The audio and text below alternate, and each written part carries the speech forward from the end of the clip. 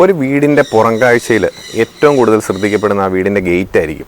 ആ ഗേറ്റ് മനോഹരമായിട്ടുള്ളതാണെങ്കിൽ ആരായാലും രണ്ടാമത് ഒന്നുകൂടെ നോക്കിപ്പോകും. അതുപോലൊരു ഗേറ്റ് നമുക്കിന്ന് നോക്കാം.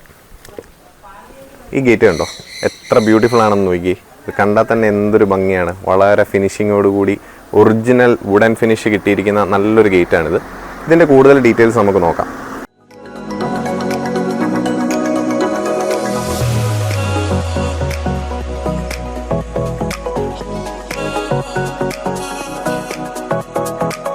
ഇന്ന് നമ്മൾ നിൽക്കുന്നത് കോഴഞ്ചേരി എന്ന് പറഞ്ഞ സ്ഥലത്താണ്. കോഴഞ്ചേരിയിൽ നിങ്ങൾക്ക് എല്ലാവർക്കും അറിയായിരിക്കും, മൈക്രോ ലാബ് എന്ന് പറഞ്ഞ് കേട്ടിട്ടുണ്ടാവും. കേരളത്തിലുടനീളം, കേരളത്തിന് പുറത്തുമുണ്ട്. 70 ബ്രാഞ്ചസോളം ഉള്ള ബിനുചേട്ടൻ്റെ വീടാണിത്. ഇതിൻ്റെ ശരിക്കും ഈ വീടിൻ്റെ ബാക്ക് ഗേറ്റ് ആണിത് കേട്ടോ. ഫ്രണ്ട് ഗേറ്റ് ഇതല്ല, ഫ്രണ്ടിൽ വേറൊരു ഗേറ്റ് ഉണ്ട്. ഈ സെയിം ഗേറ്റ് തന്നെയാണ് ഫ്രണ്ടിലുള്ളത്, അതുകൊണ്ടാണ് ഒരെണ്ണം കാണിച്ചത്. ഇത് ഇവിടുന്ന് ഇങ്ങനെ ഇത് ഫുള്ള് ബിനുചേട്ടൻ്റെ വീടാണ്. ബിനുചേട്ടനാണ് ഈ ഗേറ്റും എല്ലാം നമുക്ക് ഷൂട്ട് ചെയ്യാനുള്ള അവസരമൊക്കെ തന്ന്. ബിനുചേട്ടനും ഫാമിലിക്കും അതിൻ്റെ നന്ദി അറിയിക്കുന്നു.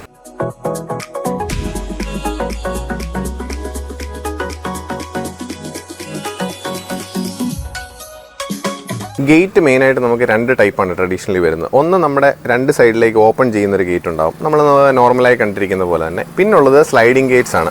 ഈ സ്ലൈഡിങ് ഗേറ്റ്സിൻ്റെ പ്രത്യേകതയും ഗുണം എന്താണെന്ന് വെച്ച് കഴിഞ്ഞാൽ നമുക്ക് മാക്സിമം സ്പേസ് യൂട്ടിലൈസ് ചെയ്യാൻ പറ്റും. ഇപ്പോൾ ഇതുപോലെ റോഡ് സൈഡിലൊക്കെ ഉള്ളൊരു വീടാണെങ്കിൽ അകത്തേക്കോ പുറത്തേക്കോ ഗേറ്റ് തുറക്കുമ്പോഴൊക്കെ നമുക്ക് ഒത്തിരി ബുദ്ധിമുട്ടുകൾ ഉണ്ടാകാറുണ്ട്. സ്ലൈഡിങ് ഗേറ്റ്സ് ആണെങ്കിൽ നമ്മുടെ മതിലിനോട് ചേർന്ന് തന്നെ ഈ ഗേറ്റ് ഓപ്പൺ ആകുകയും ക്ലോസ് ആകുകയും ചെയ്യും. അതുപോലെ തന്നെ വളരെ എളുപ്പമായിരിക്കും നമുക്കിത് യൂസ് ചെയ്യാനായിട്ട്. ആ ഒരു പ്രത്യേകതയും സ്ലൈഡിങ് ഗേറ്റിനുണ്ടാവും.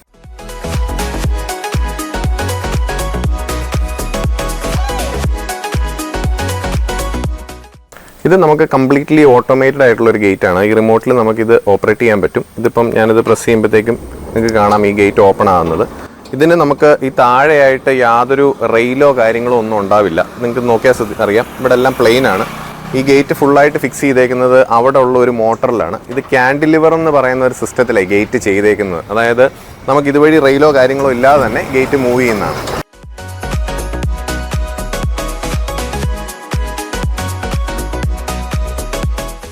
നമ്മുടെ ബേബി ചേട്ടനാണ് ഈ ഗേറ്റ്, മനോഹരമായ ഈ ഗേറ്റ് നിർമ്മിച്ചേക്കുന്നത്. നമുക്ക് അദ്ദേഹത്തോട് തന്നെ ഇതിൻ്റെ ചെറിയ കുറച്ച് വിശേഷങ്ങൾ ചോദിക്കാം. ബേബി ചേട്ടൻ, ഏകദേശം എത്ര സമയം നമുക്ക് എടുത്തിട്ടുണ്ടാകും ഈ ഗേറ്റ് കംപ്ലീറ്റ് ആയിട്ടൊന്ന് വർക്ക് തീർക്കാൻ? ഒരാഴ്ചത്തെ വർക്കുണ്ട്. ഒരാഴ്ചത്തെ വർക്കുണ്ട് അല്ലേ? ഫ്രെയിം വർക്കും ഇതിലെ ഷീറ്റും എല്ലാം ഫിക്സ് ചെയ്യാനായിട്ട് ഒരാഴ്ച സമയം എടുത്തിട്ടുണ്ട് അല്ലേ? അപ്പൊ ഇത് ഓട്ടോമാറ്റിക് ആയിട്ട് സെറ്റ് ചെയ്തിട്ടുണ്ട്. ഇത് ഓട്ടോമാറ്റിക് പിന്നീട് വേറൊരു ഈ കമ്പനിക്കാർ വന്ന് ചെയ്യുന്നതാണ്. ശരി ശരി ശരി. ഈ ഓട്ടോമാറ്റിക് ഇതിൽ സെറ്റ് ചെയ്യുന്നതിന് മുമ്പാണെങ്കിൽ പോലും ഇത് ക്യാൻഡിലിവർ എന്ന് പറഞ്ഞൊരു സ്പെഷ്യൽ ടെക്നോളജി, ക്യാൻഡിലിവർ സിസ്റ്റം. അത് ആ 2 വീല് കണ്ടോ, ആ വീലല്ല അതിന്റെ പിടുത്തം വരുന്നത്. നമ്മുടെ സാധാരണ സ്ലൈഡിങ് വരുമ്പോഴേ ഇങ്ങനെ ഒരു ചാനൽ ഇട്ടിട്ടാ നമുക്ക് ഇവിടെ ചാനൽ ഇല്ലാതെ ചാനലില്ല. ഇവിടെ കണ്ടില്ലേ, ചാനലില്ല. അവിടെ ആ 2 വീലില്ല പിടുത്തം. ശരി ശരി. ഇതെല്ലാം GP സ്ക്വയർ ട്യൂബിലാണ് ചെയ്തേക്കുന്നത്. ഇതെല്ലാം GP സ്ക്വയർ ട്യൂബിലാണ്. ശരി ശരി ശരി ശരി.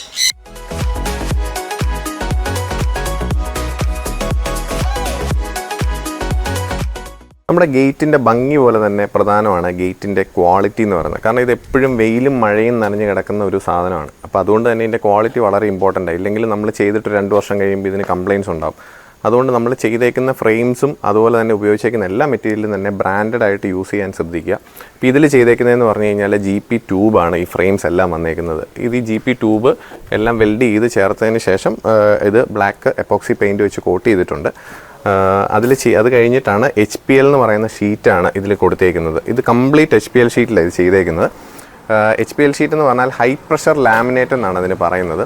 അതായത് നമ്മുടെ പേപ്പർ ലാമിനേറ്റ്സിനെ കംപ്രസ് ചെയ്ത് ചേർത്ത് ഒരു ഷീറ്റാക്കി എടുക്കുക ചെയ്യുന്നത്. എന്നിട്ട് ആ ഷീറ്റിൻ്റെ പുറത്തേക്ക് അലുമിനിയത്തിൻ്റെ പാനൽസ് 2 സൈഡിലും സെറ്റ് ചെയ്യും. അതായത് ഈ പേപ്പർ ലാമിനേറ്റ് തന്നെയുള്ള ഷീറ്റുകൾ നമുക്ക് മാർക്കറ്റിൽ ലഭിക്കും. പക്ഷേ അതിൻ്റെ കുഴപ്പം എന്താണെന്ന് വെച്ചാൽ കുറച്ച് നാൾ കഴിയുമ്പം മഴയൊക്കെ നനയുമ്പോൾ അത് കാലക്രമേണ ഇളകും. അതുകൊണ്ട് അലുമിനിയം പാനൽസ് കൂടെ അതിൽ ചേർത്ത് സെറ്റ് ചെയ്തേക്കുന്ന ഷീറ്റുകളാണെങ്കിൽ കുറച്ചുകൂടെ ഡ്യൂറബിലിറ്റി നമുക്കുണ്ടാവും. ഇതങ്ങനെയുള്ള ഒരു ഷീറ്റാണ്. ഈ ഷീറ്റിന് ഒത്തിരി പ്രത്യേകതകളുണ്ട്, അത് നമുക്ക് നോക്കാം. ഈ HPL ഷീറ്റിൻ്റെ ഗുണങ്ങളെക്കുറിച്ച് പറയുകയാണെങ്കിൽ ഒത്തിരി കാര്യങ്ങളുണ്ട്. ഒന്നാമത്തെ കാര്യം ഇതിൻ്റെ കളറാണ്. ഈ കളർ ഒരിക്കലും പോവില്ല. 10 വർഷത്തെ കളർ ഗ്യാരണ്ടി ഉണ്ട് ഇതിന്. ഇതിൽ പായൽ പൂപ്പൽ പിടിക്കത്തില്ല. ഇത് തുരുമ്പെടുക്കില്ല, ഒടിഞ്ഞു പോവില്ല.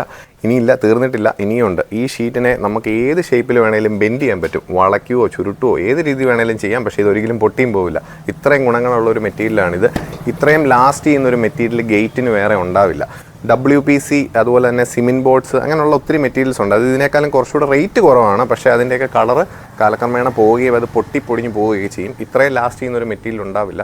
ഇതിന് 10 വർഷത്തെ വാറണ്ടി ഉണ്ട്. പിന്നെ ഒരു കാര്യം പ്രത്യേകം ശ്രദ്ധിക്കുക, ബ്രാൻഡഡ് മെറ്റീരിയലിന് മാത്രമേ ഈ പറഞ്ഞ ക്വാളിറ്റീസ് ഉണ്ടാവുകയുള്ളൂ. ലോക്കൽ മെറ്റീരിയൽ ഉപയോഗിക്കരുത് യാതൊരു കാരണവശാലും. ഇപ്പോൾ ട്യൂബൊക്കെ ആണെങ്കിൽ ടാറ്റയോ അപ്പോളോ പോലുള്ള ബ്രാൻഡുകൾ ഉപയോഗിക്കുക. ഇത് ഈ HPL ഷീറ്റിനകത്തെ മെയിൻ ബ്രാൻഡ്സ് എന്ന് പറഞ്ഞാൽ അൽസ്റ്റോൺ അല്ലെങ്കിൽ ഫണ്ടർമാക്സ് എന്നീ പറയുന്ന ബ്രാൻഡുകളൊക്കെയാണ്. ഇതൊക്കെ മാത്രം യൂസ് ചെയ്താലേ നമുക്ക് ഈ പറഞ്ഞ കാര്യങ്ങളൊക്കെ കിട്ടുകയുള്ളൂ. ഇനി ഇതിൻ്റെ സ്പെക്ക് ഞാനൊന്ന് പറയാം. ഇതിനകത്ത് ഉപയോഗിച്ചിരിക്കുന്ന ഔട്ടർ ഫ്രെയിം എന്ന് പറയുന്നത് 8040 അപ്പോളോയുടെ ട്യൂബാണ്. അതിന് ക്രോസ് സെക്ഷൻ ആയിട്ട് ഉപയോഗിച്ചിരിക്കുന്നത് 4020 അപ്പോളോയുടെ ട്യൂബാണ്. എല്ലാം 16 ഗേജ്, അതായത് കനം കൂടിയ ട്യൂബ്സ് തന്നെയാണ് യൂസ് ചെയ്തേക്കുന്നത്. പിന്നെ ഇതിൽ യൂസ് ചെയ്തേക്കുന്ന HPL ഷീറ്റ്. ഈ HPL ഷീറ്റ് എന്ന് പറഞ്ഞു കഴിഞ്ഞാൽ നോവ സെൻറ്റോപൈൻ എന്ന് പറയുന്ന കളർ കോഡാണ്. അതായത് ഏകദേശം ഒരു നല്ല തേക്കിൻ്റെയൊക്കെ കളർ വരുന്ന ഒരു വുഡൻ ടെക്സ്ചറാണ് ഇതിന് വരുന്നത്. അപ്പം ഈ നോവ സെൻറ്റോപൈൻ എന്ന് പറയുന്ന കളറാണ് ഇതിന് യൂസ് ചെയ്തേക്കുന്നത്. പിന്നെ ഇത് കിട്ടുന്നത് 8x4 അല്ലെങ്കിൽ 10x4 ഫീറ്റിൻ്റെ ഷീറ്റുകളായിട്ടാണ് നമുക്ക് കിട്ടുന്നത്. പിന്നെ നമുക്ക് പ്ലാങ്ക് ആയിട്ട് കട്ട് ചെയ്തും കിട്ടും. അതായത് 6 ഇഞ്ച് വിഡ്ത്തിൽ നമുക്ക് പലക കഷ്ണങ്ങൾ പോലെ 10 അടി 8 അടി നീളത്തിലുള്ള പ്ലാങ്കുകളായിട്ടും ഇത് കിട്ടും. ഈ ഗേറ്റിൽ യൂസ് ചെയ്തേക്കുന്നത് ഫുള്ളായിട്ടുള്ള 8x4ൻ്റെയും 10x4ൻ്റെയും ഷീറ്റുകൾ എടുത്ത് അവരുടെ ആവശ്യാനുസരണം കട്ട് ചെയ്ത് യൂസ് ചെയ്തേക്കുന്നതാണ്. പിന്നെ ഈ ഷീറ്റിൻ്റെ തിക്നെസ് എന്ന് പറയുന്നത് 6 mm തിക്നെസ് ഉണ്ടാവും. ഇതിനകത്ത് ഈ ഞാൻ നേരത്തെ പറഞ്ഞ പോലെ തന്നെ പേപ്പർ ലാമിനേറ്റ്സ് കമ്പോസ് ചെയ്ത് ഉണ്ടാക്കിയേക്കുകയും അതിൻ്റെ പുറത്ത് അലുമിനിയം പാനൽസ് ആണ്. അപ്പം ഈ ഷീറ്റിന് ഒരു സൈഡിൽ മാത്രമല്ല, ഇതിൻ്റെ അകത്തും ഇതിൻ്റെ പുറത്തും ഇതേ സെയിം ഡിസൈൻ തന്നെയാണ് ഈ ഷീറ്റിന് ഉള്ളത്. നമ്മുടെ ഗേറ്റിൻ്റെ ഡിസൈൻസ് എല്ലാം കണ്ടു. പിന്നെ ഞാൻ ആദ്യമേ പറഞ്ഞു ഇത് ഓട്ടോമേറ്റഡ് ഗേറ്റ് ആണെന്നുള്ളത്. ഇത് കാൻഡിലിവർ സിസ്റ്റത്തിലാണ്, അതായത് റെയിൽസ് ഇല്ലാതെ തന്നെയാണ് ഈ ഗേറ്റ് വർക്ക് ചെയ്യുന്നത്. ഈ മോട്ടറിലാണ് ഇത് വർക്ക് ചെയ്യുന്നത്. ഇത് നമുക്ക് ഇൻ കേസ് ഒരു ഇലക്ട്രിസിറ്റി ഫെയിലിയറോ എന്തെങ്കിലും ഉണ്ടെങ്കിൽ ഇത് നമുക്ക് മാനുവലായിട്ട് തന്നെ ഓപ്പറേറ്റ് ചെയ്യാൻ പറ്റും. അതുപോലെ തന്നെ ഇപ്പം കുട്ടികളോ ആരെങ്കിലുമൊക്കെ ഉള്ള വീടുകളാണെങ്കിൽ എല്ലാവർക്കും ഒരു സംശയം കാണും, ഈ ഓട്ടോമാറ്റിക് ഗേറ്റ് ഇതിൻ്റെ ഇടയിൽ കുട്ടികൾ വിടുവോ കാര്യങ്ങളോ ഒക്കെ ചെയ്യുമോ എന്നുള്ളത്. പക്ഷേ ഇതിനങ്ങനെ ഇല്ല. നമ്മൾ എന്തെങ്കിലും ഒരു ഒബ്ജക്റ്റ് ഇതിൻ്റെ ഇടയിൽ നിന്ന് കഴിഞ്ഞാൽ ഗേറ്റ് ഓട്ടോമാറ്റിക്കായിട്ട് തന്നെ സ്റ്റോപ്പ് ആകുന്നതാണ്. അതിനെ ക്രോസ് ചെയ്ത് പോവില്ല. അപ്പോൾ നമുക്ക് ഈ റിമോട്ട് പോലെ തന്നെ നമുക്ക് ഇത് വാഹനത്തിലും അറേഞ്ച് ചെയ്യാം. അപ്പോൾ നമ്മൾ വണ്ടിയിലൊക്കെ പോവുകയോ വരികയോ ഒക്കെ ചെയ്യുമ്പോൾ വണ്ടിയിലും ഇതിൻ്റെ ഒരു കീ കൺട്രോൾ വെച്ച് കഴിഞ്ഞാൽ നമ്മൾ വണ്ടി എത്തുമ്പോൾ തന്നെ ഈ ഗേറ്റ് തന്നെ ഓപ്പൺ ആകുകയും വണ്ടി അകത്ത് കയറി കഴിയുമ്പോൾ വീണ്ടും തിരിച്ച് ഗേറ്റ് തന്നെ ഓട്ടോമാറ്റിക്കായിട്ട് ക്ലോസ് ആകുകയും ചെയ്യും.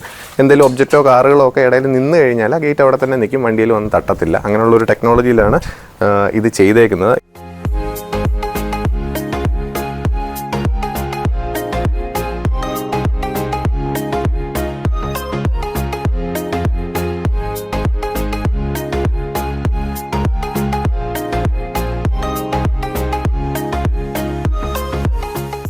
ഇത് നമ്മുടെ HPLൻ്റെ തന്നെ പ്ലാങ്ക്സ് യൂസ് ചെയ്യുന്നത്. ഞാൻ ആദ്യം പറഞ്ഞല്ലോ ഇത് 6 ഇഞ്ച് വിട്ടിലൊക്കെ നമുക്ക് പ്ലാങ്ക് ആയിട്ട് കിട്ടുന്നുള്ളൂ. അങ്ങനെ പ്ലാങ്ക്സ് യൂസ് ചെയ്തിട്ടുള്ളൊരു ഗേറ്റാണിത്. ഇതിനും തന്നെ സ്ക്വയർ ട്യൂബ് GP ട്യൂബാണ് യൂസ് ചെയ്തേക്കുന്നത്. അതിൽ തന്നെ നമ്മുടെ HPLൻ്റെ പ്ലാങ്ക്സ് ചെറിയ ചെറിയ പ്ലാങ്ക്സ് ആയിട്ട് കട്ട് ചെയ്തേക്കുന്നത്. ഇത് നമുക്ക് പാസേജിനായിട്ടുള്ള എൻട്രിയാണ്, മെയിൻ ഗേറ്റ് അല്ല. നമുക്ക് മെയിൻ ഗേറ്റ് വരുന്നതും ഈ HPL തന്നെയാണ് ചെയ്തേക്കുന്നത്. അതും ഇതുപോലെ തന്നെ ഫുള്ള് പ്ലാങ്ക്സ് ആണ് ചെയ്തേക്കുന്നത്, ഷീറ്റായിട്ടല്ല, കട്ട് ചെയ്ത പ്ലാങ്ക്സ് ആണ്. ഇത് ശരിക്കും സൈഡ് ഓപ്പൺ ഗേറ്റ് ആണ്. സൈഡ് ഓപ്പൺ തന്നെ 4 ഡോറായിട്ടാണ് അതിൻ്റെ ഓപ്പണിങ് വരുന്നത്. നിങ്ങൾക്ക് നോക്കിയാൽ കാണാം, 1 2 ഇത് 3 ഇത് 4 ഡോർസായിട്ടാണ് ഇത് വെച്ചേക്കുന്നത്. ഇതിപ്പം കുറച്ചുകൂടെ സ്പേസ് കൺവീനിയൻ്റ് ആകാൻ വേണ്ടിയിട്ടാണ് ഇങ്ങനെ ചെയ്തേക്കുന്നത്. ഇതിപ്പം റോഡാണ്, റോഡിൽ അകത്തേക്ക് വണ്ടി പാർക്ക് ചെയ്യാനുള്ള സ്ഥലമൊന്നും ഇത് വേസ്റ്റ് ആവത്തില്ല, കറക്റ്റായിട്ട് തന്നെ ഇത് അടഞ്ഞു പോയിക്കോളും. ഇതും ഫുള്ള് ഓട്ടോമാറ്റിക് തന്നെയാണ് ഈ ഗേറ്റ് സെറ്റ് ചെയ്തേക്കുന്നത്.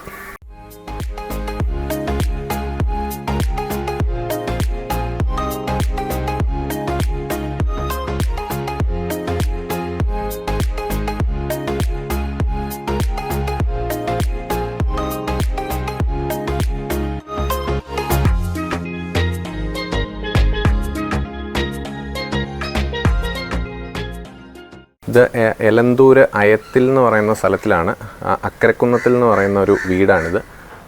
ഇതിൻ്റെ ഫ്രെയിംസ് യൂസ് ചെയ്തേക്കുന്നത് 2.5 പിന്നെ 2 കുന്നിൻ്റെ സബ്സെക്ഷൻസ് ഇതിനകത്ത് യൂസ് ചെയ്തിട്ടുണ്ട്. ഇത് ഫുള്ള് HPL പ്ലാങ്ക്സ് ആണ്.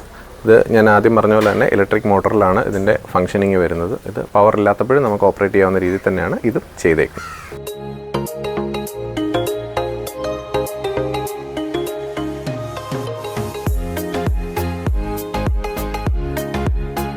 അപ്പം ഈ ഗേറ്റിൻ്റെ വിശേഷങ്ങളൊക്കെ നിങ്ങൾ കണ്ടു ഇഷ്ടപ്പെട്ടെന്ന് വിചാരിക്കുന്നു. ഇനിയും ഇതുപോലെ വ്യത്യസ്തമായ വീഡിയോ ആയിട്ട് നമുക്ക് വീണ്ടും കാണാം. അതുവരെ നൈസ് ജോർ സൈനിങ് ഓഫ്. Thank U.